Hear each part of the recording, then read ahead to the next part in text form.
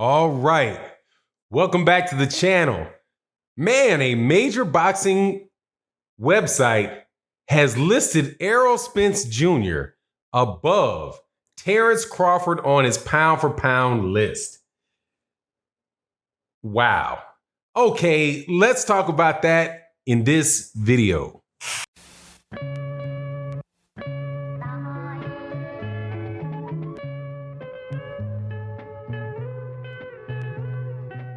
All right, welcome back to the channel, subscribers. If you are not subscribed, please subscribe. Hit the bell icon so you can be notified of when we release more videos. And also, thank you so much to my two most important communities. My Patreon community. We got something about LeBron James and this drama around LeBron James coming up today on Patreon.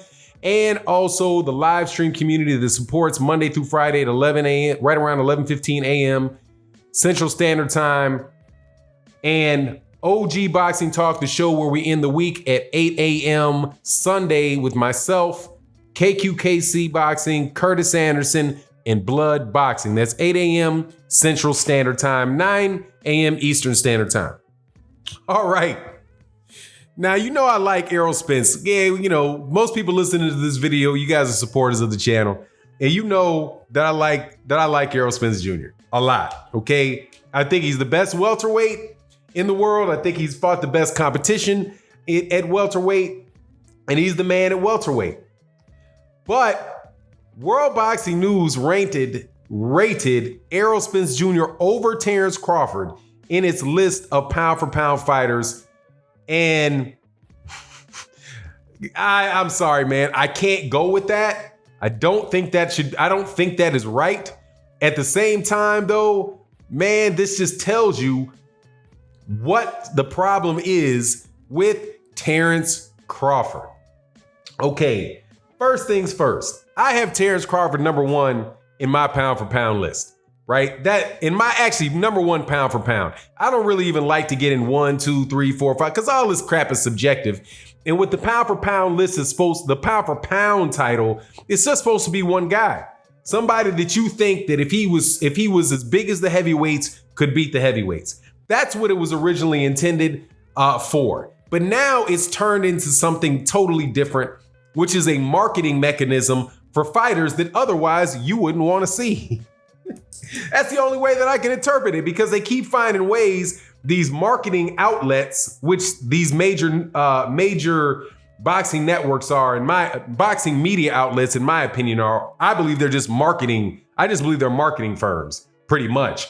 And definitely this pound for pound stuff, because you always have somebody like a Chocolatito or a Vasily Lomachenko or somebody like that. You have Monster Inoue and Estrada popping up on here. Like, these guys are actually watching them fight. And none of these guys have distinguished themselves, their skill set, to a point where they're so great that it's levels above everybody else. When you have somebody that's just the pound for pound guy, when you say this is the best boxer, if you take away weight from it, then you can just put like, hey man, this guy is just better than everybody. That's a lot more simple and straightforward than a list that we're like, well, I have him number one and number two. Well, how would you compare your number 5 to my number 4 and all of that nonsense? Regardless, my guy for that is Terence Crawford.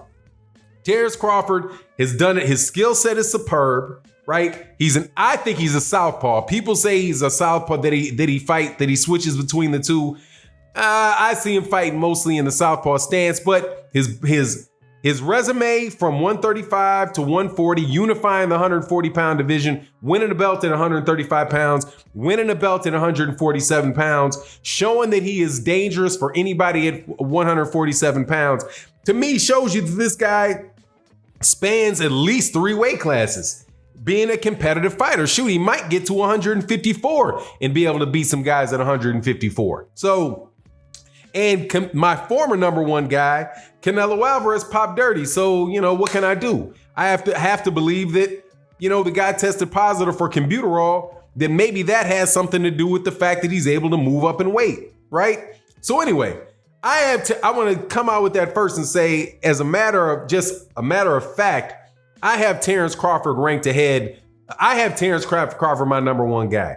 I don't believe that Errol Spence Jr. is there yet, because Errol Spence Jr. would have to go to accomplish the same thing that, as far as weight divisions, Errol Spence has to win a belt, has to unify at 154 and go to 160. Now he might be able to unify at 154 and go up to 160. But once he does that, then I say, okay, yeah, I can do that. But what's the problem? Right? Playing devil's advocate, what's the problem here for Terence Crawford? Again, I'm telling you that this is a marketing mechanism. The pound for pound list, the fight of the year, all of these different things you hear about from Ring Magazine or ESPN Magazine or different World Boxing News when they put out their list, or all of this stuff is marketing.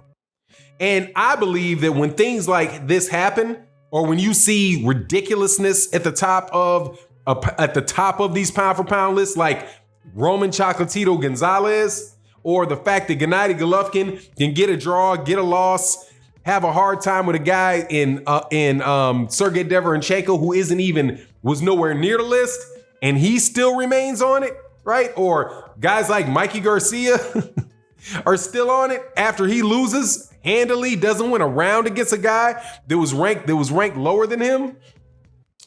You know, it's marketing. So Terence Crawford is missing the marketing. If Terence Crawford had a promoter that believed in him, then and was willing to go to these guys that vote on these, that are put on the committee to have their votes tallied, right? If you look at ESPN, man, it looked like 15, 16 guys, definitely over 10, but a good amount of dudes who are, and women, there might be some women in there as well, that vote on these things. Bob Arum for Vasily Lomachenko, Bob Arum goes out and markets Vasily Lomachenko to these people.